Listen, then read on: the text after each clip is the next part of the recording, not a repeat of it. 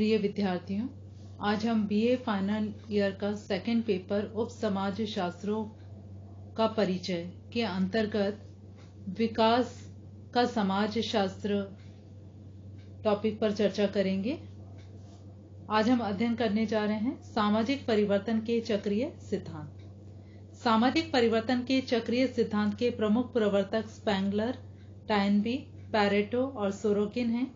इन चक्रीय सिद्धांत निर्माताओं की मान्यता है कि समाज में परिवर्तन का क्रम और दिशा एक चक्र के रूप में निरंतर चलती रहती है। यह चक्र उसी प्रकार से चलता है जैसे दिन के बाद रात और फिर रात के बाद दिन। इसी प्रकार से जीवों में जन्म, युवा और वृद्धावस्था के बाद मृत्यु और फिर मृत्यु के बाद पुनः जन्म, युवा, वृद्धावस्था और फिर मृत्यु क्रम चलता है। प्रकृति में ऋतुओं का चक्र गर्मी, वर्षा और सर्दी के बाद पुनः गर्मी, वर्षा और सर्दी का क्रम सर्वदा चलता रहता है। सामाजिक परिवर्तन चक्रीय सिद्धांतकारों का यह मत है कि प्रकृति का यह चक्रीय नियम समाज, संस्कृति, सभ्यता, परिवार आदि सब पर भी अपरिहार्य रूप से कार्य करता है। इस चक्रीय नियम के कारण विभिन्न समाज, संस्कृतियां और सभ्यताएं उत्थान और पतन के चक्र के रूप में परिवर्तित होती रही है। इन विद्वानों ने इतिहास से इस चक्रीय सिद्धांत की सत्यता के प्रमाण प्रस्तुत किए हैं। इन विद्वानों ने इतिहास के प्रमाण देकर सिद्ध किया है कि आज जो सभ्यताएं नष्ट प्राय सी हो गई हैं, वे भूतकाल में कभी संसार की श्रेष्ठ सभ्यताएं थी। आज जो सभ्यताएं विकास के उच्च शिखर पर हैं, वे भूतकाल में आदिम और जंगली अवस्था में थी। निम्नलिखित प्रमुख चक्रीय सिद्धांतकारों ने अपने विचारों में यह स्पष्ट करने का प्रयास किया है कि सामाजिक परिवर्तन जीवन, मृत्यु, दिन, रात, सर्दी, गर्मी, वर्षा की तरह से चक्र के रूप में होता रहता है। सामाजिक परिवर्तन के चक्रीय सिद्धांत पर चर्चा करेंगे, जिसमें सबसे पहला है स्पेंगलर का सिद्धांत। स्पेंगलर ने 1918 में सामाजिक परिवर्तन का चक्रीय सिद्धांत अपनी कृति the decline of the West में प्रतिपादित किया है। इनके पहले सामाजिक परिवर्तन के उद्विकासीय सिद्धांत की आलोचना की है तथा सिद्ध किया है कि सामाजिक परिवर्तन सीधी रेखा में नहीं होकर एक चक्र के रूप में होता है। स्पेंगलर ने विश्व इतिहास का अध्ययन करके सिद्ध किया है कि सभ्यता और संस्कृतियां भी इन्हीं के समान नियमित अवस्थाओं में चक्र के रूप में परिवर्तित होती रहती हैं। इन्होंने लिखा है कि जिस प्रकार से एक ऋतु के बाद दूसरी ऋतु आती है, उसी प्रकार से समाज और संस्कृतियों में भी उत्थान और पतन, निर्माण और विनाश के क्रम में परिवर्तन का चक्र चलता रहता है। नंबर 2 है टायनबी का सिद्धांत। टायनबी ने सामाजिक परिवर्तन का चक्रीय सिद्धांत अपनी पुस्तक अ स्टडी ऑफ हिस्ट्री में दिया है। ये एक अंग्रेज इतिहासकार थे। इन्होंने विश्व की प्रमुख 21 सभ्यताओं का अध्ययन करके सभ्यताओं के विकास का एक सामान्य कृति प्रतिमान खोज निकाला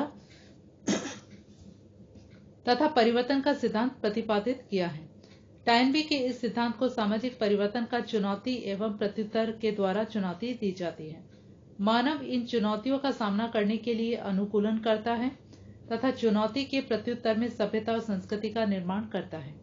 सभ्यता और संस्कृति के निर्माण के बाद मानव को सामाजिक चुनौतियां दी जाती है। यह सामाजिक चुनौतियां समाज के आंतरिक समस्याओं के रूप में होती हैं अथवा बाह्य समाजों द्वारा दी जाती हैं। टायनबी ने लिखा है कि जो समाज इन चुनौतियों का सामना सफलतापूर्वक कर लेते हैं, वे समाज जीवित रह जाते हैं और जो सफलतापूर्वक सामना नहीं कर पाते हैं, वे नष्ट हो जाते हैं। इन्होंने लिखा है कि इस प्रकार से समाज, संस्कृति या सभ्यता विकास, स्थिरता और पतन के चक्रीय क्रम में परिवर्तित होती रहती हैं। इनके अनुसार समाज संगठन और विघटन एवं विकास और विनाश के चरणों से गुजरता है। टायनबी की मान्यता है कि जो सभ्यताएं चुनौती का प्रत्युत्तर दे पाई, वे विकसित हुई तथा जो प्रत्युत्तर नहीं दे पाई, वे प्राय नष्ट हो गई। इनका कहना है कि मिस्र और सिंध की सभ्यताएं भी इसी प्रकार विकसित होकर नष्ट हो गई हैं। नंबर 3 पैरेटो का सिद्धांत। विल्फ्रेडो पैरेटो ने सामाजिक परिवर्तन का चक्रीय सिद्धांत अपनी पुस्तक द माइंड एंड सोसाइटी में प्रतिपादित किया है। इन्होंने चक्रीय सिद्धांत को अभिजात वर्ग के परिभ्रमण का सिद्धांत भी कहा है। पैरेटो की मान्यता है कि सामाजिक परिवर्तन समूह की राजनीतिक सत्ता को प्राप्त करने के लिए होने वाले संघर्ष का परिणाम है। इनके अनुसार सभी कालों और समाजों में 2 वर्ग होते हैं, उच्च वर्ग और निम्न वर्ग। ये वर्ग सामाजिक संरचना में गतिशील होते हैं, चक्र के क्रम में गतिशील होते हैं। समाज के उच्च वर्ग के सदस्य अपने गुणों को खोकर निरंतर ऊपर से नीचे या अधोगामी दिशा में प्रवाहित होते रहते हैं। इनके रिक्त स्थान को भरने के लिए निम्न वर्ग के कुशल एवं योग्य लोग नीचे से ऊपर या ऊर्ध्वगामी दिशा की ओर प्रवाहित होते रहते हैं। निम्न वर्ग उच्च वर्ग का स्थान प्राप्त करने के लिए निरंतर प्रयासरत रहता है। उच्च वर्ग अपना स्थान बनाए रखने में असमर्थ होने पर निम्न वर्ग में आ जाता है।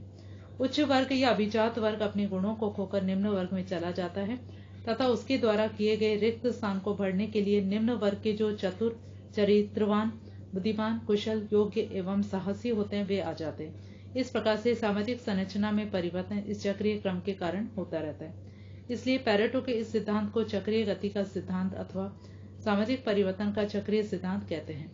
पैरेटो ने यह भी स्पष्टता लिखा है कि यह चक्रीय गति तथा सामाजिक परिवर्तन की गति परिस्थितियों में प्रभावित होती है, जिससे परिवर्तन कभी धीमी एवं कभी तीव्र गति से होता है। नंबर 4, सोरोकिन का सिद्धांत। रूस में जन्मे विश्व विख्यात अमेरिकन समाजशास्त्री पित्रिम सोरोकिन ने सामाजिक परिवर्तन का चक्रीय सिद्धांत अपनी सोशल एंड कल्चरल डायनेमिक्स 4 खंडों में प्रतिपादित किया है। चक्रीय सिद्धांत पिताओं के अनुसार परिवर्तन एक चक्र के रूप में होता है, जिसमें परिवर्तन एक अवस्था से दूसरी, तीसरी और इसी प्रकार से अन्य अवस्थाओं से गुजरने के बाद पुनः उन्हीं अवस्थाओं को फिर से दोहराया जाता है। सोरोकिन इन चक्रीय सिद्धांत के प्रमुख समर्थक है। चक्रीय सिद्धांत पिताओं की यह मान्यता है कि जिस प्रकार से व्यक्ति का जन्म, विकास और मृत्यु की प्रक्रियाएं होती है, उसी प्रकार से संस्कृति की भी चक्रीय उतार चढ़ाव निरंतर चलता रहता है। नंबर 3, सामाजिक परिवर्तन के अन्य सिद्धांत। सामाजिक परिवर्तन के कुछ सिद्धांत ऐसे हैं जो पूर्ण रूप से न तो उद्विकासीय सिद्धांत है और न ही चक्रीय सिद्धांत है। ऐसे सिद्धांतों में यहाँ प्रमुख 2 सिद्धांतों नंबर 1 ऑगबर्न का सांस्कृतिक विलंबता का सिद्धांत, नंबर 2 माल्थस का जनसंख्या के सिद्धांत की विवेचना प्रस्तुत है। नंबर 1 ऑगबर्न का सिद्धांत। अंतरराष्ट्रीय ख्याति प्राप्त अमेरिकन समाजशास्त्री WF ऑगबर्न ने सामाजिक परिवर्तन का सिद्धांत सांस्कृतिक विलंबना कल्चरल लैग अपनी कृति सोशल चेंज में प्रतिपादित किया है। इन्होंने लिखा है कि जो कुछ भी व्यक्ति को अपने समाज से मिलता है वह संस्कृति कहलाती है। इनके अनुसार संस्कृति के अंतर्गत मानव निर्मित वस्तुएं जैसे मकान, कपड़ा, धर्म, भाषा, प्रथाएं, परंपराएं, कला, विज्ञान, मशीन आदि आ जाती हैं। संस्कृति या सामाजिक विरासत। ऑगबर्न ने कहा है कि इस संस्कृति या सामाजिक विरासत के 2 प्रमुख भागों में बांटा जा सकता है। नंबर 1 भौतिक संस्कृति और नंबर 2 है अभौतिक संस्कृति। भौतिक संस्कृति।